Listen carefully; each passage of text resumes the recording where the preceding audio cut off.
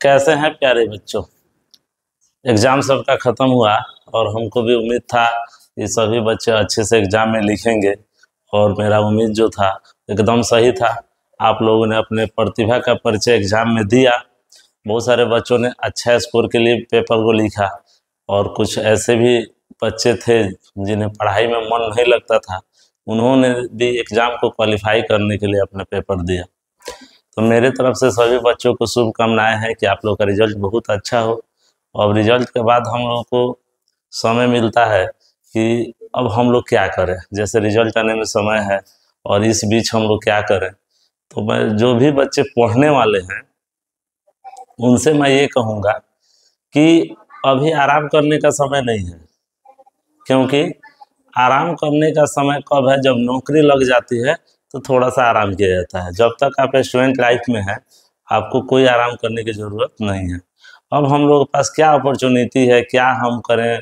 10th का result नहीं आया, तो इस रिलेटेड हमने इस वीडियो को बनाया है कि अगर आप एग्ज़ाम दे दिए, एग्ज़ाम अच्छा गया, एग्ज़ाम जैसा भी गया, अब आगे की रणनीति क्या होनी चाहिए।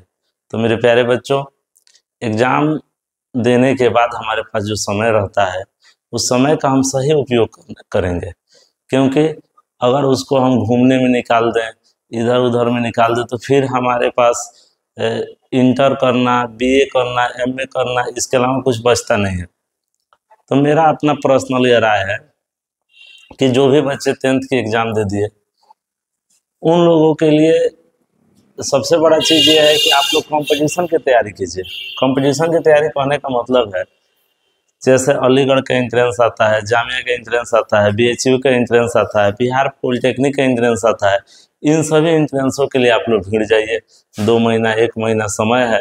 अगर हम थोड़ा सा बेसिक तो पढ़ के आए हैं और थोड़ा एडवांस लेवल का अगर पढ़ाई कर लेते हैं तो इस कंपटीशन को हम आसानी से क्वालिफाई कर जाएंगे। तो मेरे प्यारे बच्चों, आप लोग से ये निवेदन है कि जो समय बीत गया और जो समय आने वाला है, हम लोगों को आराम की अभी ज़रूरत नहीं है, अभी स्ट्रगल की ज़रूरत है, क्योंकि स्टूडेंट लाइफ में है और स्टूडेंट लाइफ में सबसे बड़ा चीज़ है स्ट्रगल। अगर आज हम मेहनत करते हैं तो कल हम सफल होंगे। तो मैं स्पेशली यह रिक्वेस्ट करूंगा कि एग्ज़ाम देने के बाद आपके पास जो समय है उस समय को वेस्ट ना करें। अगर कोई गाइडलाइंस में दिक्कत है तो हमसे मुलाकात करें, हम आपको अच्छी गाइडलाइंस देंगे। और मैं आप लोगों को कुछ बताने ये जा रहा हूँ कि 10th के बाद आप क्या तैयारी कर सकते हैं, क्या अपॉर्चुनिटी हो सकती है। तो इससे रिलेटेड हमने ये वीडियो को बनाया। तो आप लोग थोड़ा सा इसको देखेंगे कि अगर हम 10th का एग्ज़ाम जब दे दिए हैं तो 10th के बाद हमारे पास 3 रास्ते हैं। 3 रास्ते में पहला रास्ता है कि हम आगे की पढ़ाई करें। दूसरा रास्ता ये है कि हम रोजगार की तलाश करें। और तीसरा रास्ता है कि हम पढ़ाई को त्याग दें, इसका त्याग करें। तो बाबू, ना हमको कोई रोजगार देने वाला है और ना हम पढ़ाई त्याग कर देंगे तो अभी कुछ होने वाला है, क्योंकि 10th पास बच्चों को रोजगार देगा कौन। अभी तो हमारे पास ऐसा डिग्री भी ना है, ना उम्र है। तो सबसे बेस्ट यह है कि 10th के बाद हम लोग क्या क्या कर सकते हैं, इस रिलेटेड हम बात करें। 10th के बाद हम लोग डिप्लोमा कर सकते हैं, या बीएचयू हो गया, एएमयू हो गया, जामिया हो गया। इन सब संस्थानों में, इन सब इंस्टीट्यूटों में हम या तो डिप्लोमा के लिए फॉर्म भर सकते हैं या तो 11th के लिए फॉर्म भर सकते हैं। मतलब डिप्लोमा का टेस्ट दे सकते हैं, 11th के लिए टेस्ट दे सकते हैं। इसके अलावा हमारे पास है कि हम सिंपल इंटर करें। और इंटर में क्या है, तो आपके पास साइंस का ऑप्शन है, आर्ट्स का ऑप्शन है और कॉमर्स का ऑप्शन है। तो ये हो गया हमारा सीधा वाला रास्ता। ये हो गया ऐसा रास्ता जिसमें थोड़ा सा टेक्निकल जुड़ा हुआ है। तो अब हम ये बताते हैं कि BHE, AMU, जामिया, डिप्लोमा, इस सब के बारे में। जैसे इसमें एक और आता है बिहार पॉलिटेक्निक। जैसे हम लोग बिहार से बिलोंग कर रहे हैं तो बिहार पॉलिटेक्निक हम लोग के लिए बड़ी प्लस पॉइंट है। अगर बिहार पॉलिटेक्निक का एंट्रेंस हम लोग देते हैं तो कोई भी इंस्टीट्यूट से डिप्लोमा करना है या 11th के लिए टेस्ट देना है तो हमको कुछ नया नहीं करना है बापू। हम लोग जो 10th में पढ़ कर आए हैं ना, उसी के आधार पर थोड़ा सा एडवांस पढ़ना है। अगर थोड़ा सा एडवांस हम पढ़ते हैं तो डिप्लोमा या 11th के टेस्ट के लिए किसी भी संस्था में जाए, BHU में चले गए, अलीगढ़ में चले गए, जामिया में चले गए या बिहार पॉलिटेक्निक में जब आते हैं तो कंपटीशन फाइट करना एकदम इजी है। क्योंकि बिहार पॉलिटेक्निक की स्पेशली बात कर रहे हैं अगर, तो बिहार पॉलिटेक्निक में आपको 90 क्वेश्चन पूछे जाएंगे। 90 क्वेश्चन में 30 क्वेश्चन मैथ्स से है,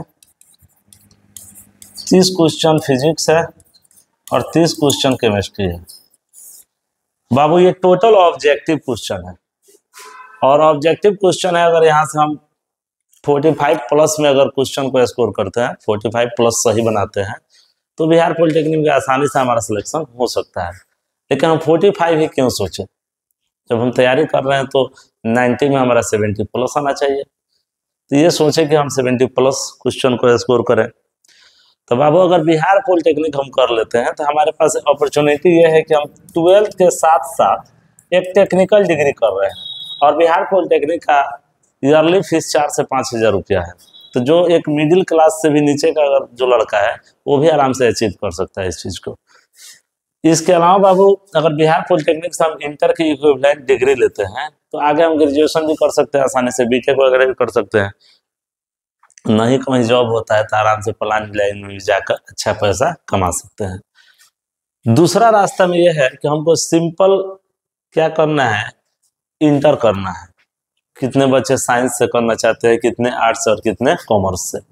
तो साइंस एक ऐसा फील्ड है कि इसमें आप ऑलराउंडर है। साइंस से पढ़ा हुआ बच्चा डॉक्टर भी बन सकता है, इंजीनियर भी बन सकता है, या IAS IPS सब बन सकता है, क्योंकि वो ऑलराउंडर है।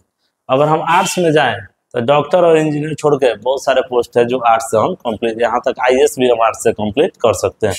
कॉमर्स के फील्ड में भी डॉक्टर इंजीनियर तो नहीं मिलेगा, बैंकिंग लाइन में जा सकते हैं या यहाँ से भी IAS का सफ़र पूरा कर सकते हैं।